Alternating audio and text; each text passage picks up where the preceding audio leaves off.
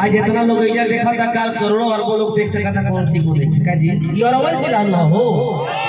अरवल जिला का थोड़ा शांत ना हो। एक बार तेरी जयकारी लगा दी सबे, एक बार प्रेम से बोली दुर्गा मैया की। चलिए जितने में बहुत बढ़िया, जितना भी हमारे बाउंसर लोग एगो भग माई के दरबार में गई बा, कहता कि हे मैया हमके रुपया पैसा धन दौलत कुछ ना चाहिए माई, हमके तार एक बार के दर्शन में जीत हमार दिल गदगद हो जाए। बहुत बड़ी भाव से कहता, का कहता भैया ऐसे कहता,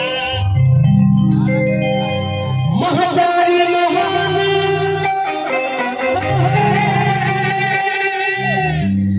जहान कहे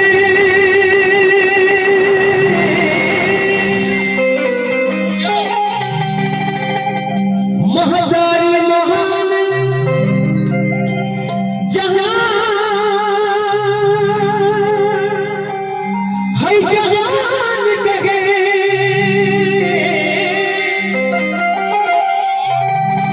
महतारी बिना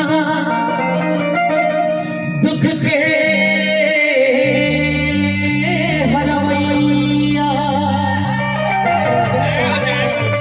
सिर तुलसीदास कबीर से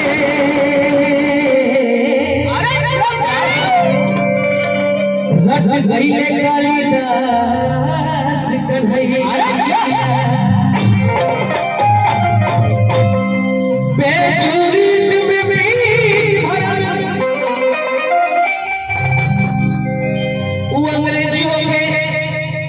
चाहे मैथिली हो के चाहे हिंदी हो के चाहे भोजपुरी हो के वर्ल्ड के दोनों भाषा हो के जब ले सुर लय ताल तीनों चीज भी ना मिलेला तब तक सुघर गौया क्या ना होला है भाई। तब भोजपुरी में कहल जाला कि सुर ताल मिलल वाह वाह कहे लोग गवैया दास सुदामा कहे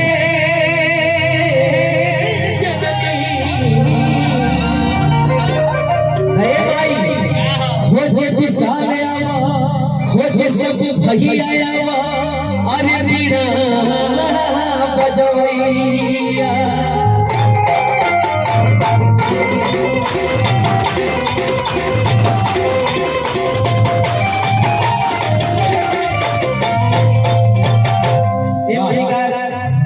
हम आप सबसे रुपया पैसा नहीं मांगा, बस अतने निवेदन बा, आग्रह बा, विनती बा, निहोरा बा तो हाथ जोड़ के कि अगर आप सब ओने से 500% एनर्जी दे देना तो आप सबके सहयोग, आप सबके प्यार पावे खातिर एने से 100 ना 200% एनर्जी है। लेकिन बस तो हम लोग के आशीर्वाद प्यार के लेके चलते, बस आशीर्वाद बनाए रखें। भाव बड़े भाव से आता कि देखिए लगोले बनी अब भक्ति जगले रे पानी कि मन में बा ललसा से कलसा सजाए बानी और कि कलसा सजाए बानी कि विश्वास बाटे जे नीचे बैठल हमरा के जमींदार एगो बात जाने कि विश्वास बाटे के पुराई जिया बीरबल जी के खिचड़ी में रखा ले कि विश्वास बाटे के पुराई ए भैया जे भी उपस्थित बा, जे भी अपने माई के ध्यान से सुनिएगा, जो भी अपने माई के कोख से फायदा ले ले होके तनी दोनों हाथ प्रेम से माई के नाम बिना माई के जे माई के कोख से फायदा ना ले ले होई वो हाथ ना उठाई, आ जे माई के कोख से फायदा ले ले होई बाउंसर साहब वो माई के कोख से फायदा हाथ उठा ले, जे भी माई के कोख से फायदा ले ले हाथ उठाई, आज रावण के खानदान के हाथ उठाई, दोनों हाथ उठा के थप्पड़ी बजा के कहल जी का अरे कि माई हो हमको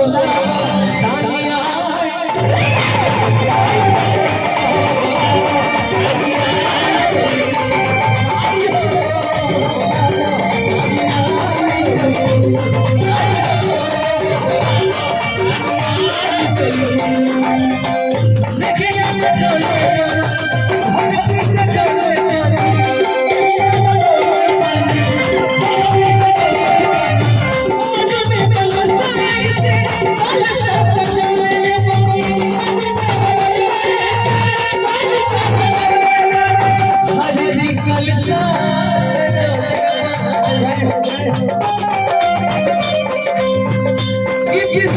बात बाते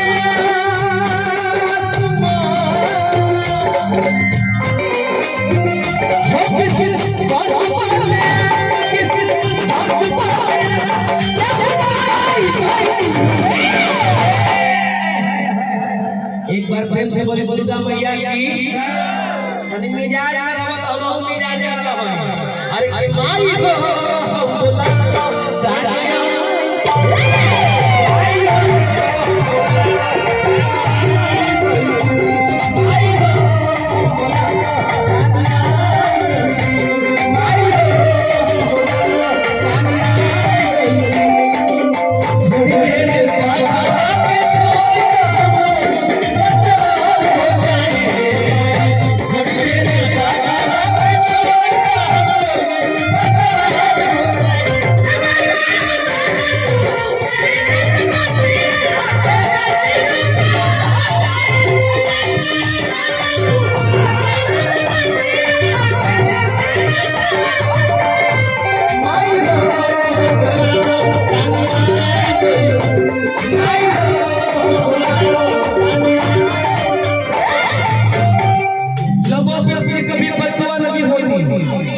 लोगों को उसकी कभी बददुआ नहीं होगी बस एक माँ है जो मुझसे कभी खफा नहीं होगी किसी के हिस्से में मकान आई किसी के हिस्से में दुकान आई मैं सबसे छोटा बेटा था इसीलिए मेरे हिस्से में सिर्फ मेरी माँ आई अरे की माँ ही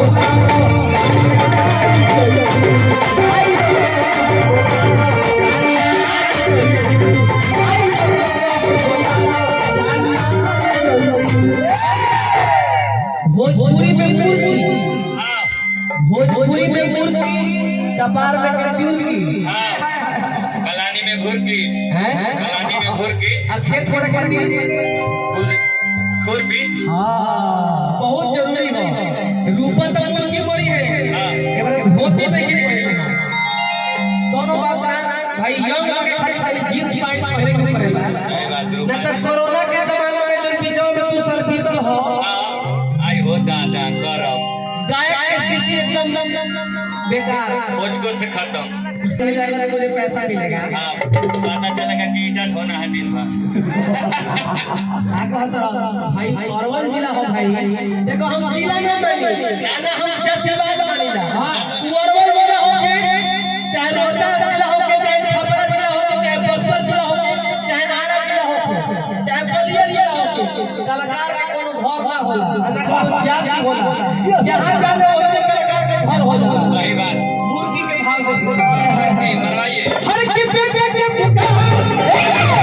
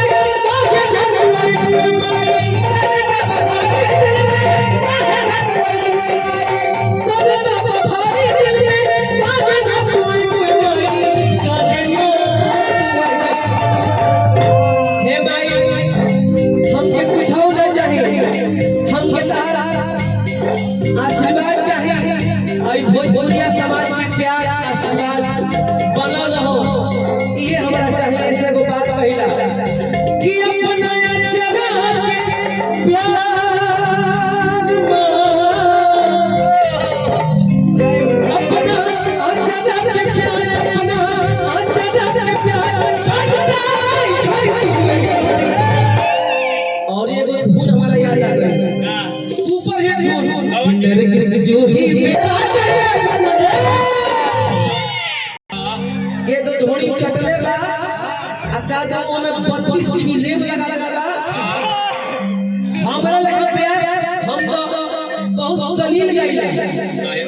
हम निमने गा के मार्केट में बैठ सही बात है। देखो बात क्यों जान जा सब ना तो हमारा लेखा ब्यास हुआ हो जाए ना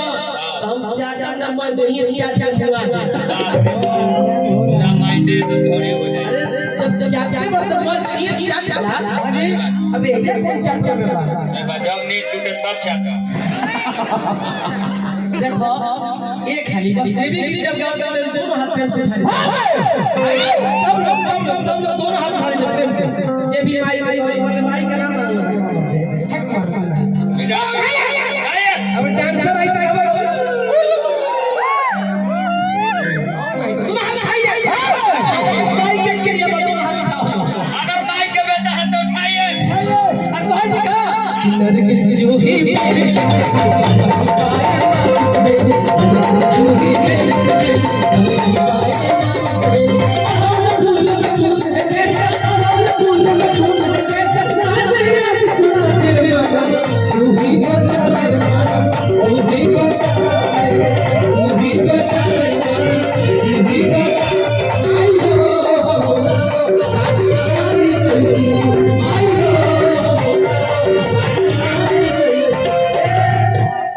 देखो अंतिम में भक्त लगे माई अब बर्दाश्त के बाहर हो गई भाई तू जल्दी आवा माई बहुत भक्त बीरबल भैया हर किने ने